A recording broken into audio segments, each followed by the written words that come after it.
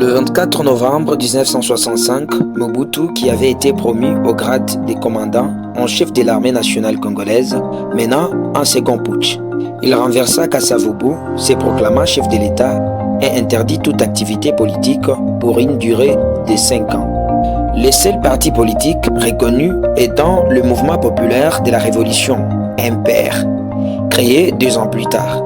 À la fin de 1966, il s'appropria également le poste de Premier ministre. Bien vite, le nouveau maître du Congo se fit remarquer par son autoritarisme.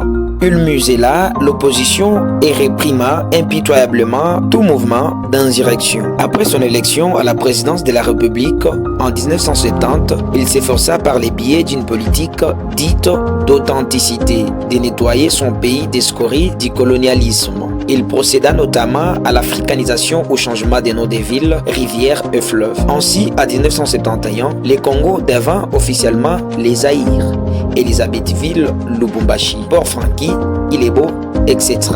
Les prénoms chrétiens furent supprimés au profit des noms africains. Le chef de l'État lui-même devint Mobutu Sese Seko Kukumbendu Wazabanga. Les leviers de l'économie nationale passèrent en main des Zaïrois, à l'image de nombreuses firmes étrangères.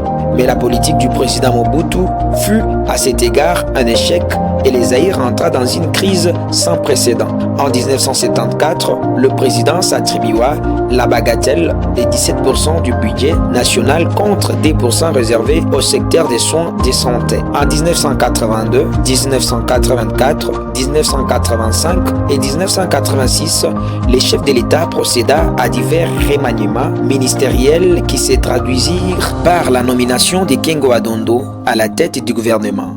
Ces derniers furent remplacés en 1986 par Mabi Mulumba. Durant ces années, les chefs de l'État réorganisa l'appareil de commandement de l'armée.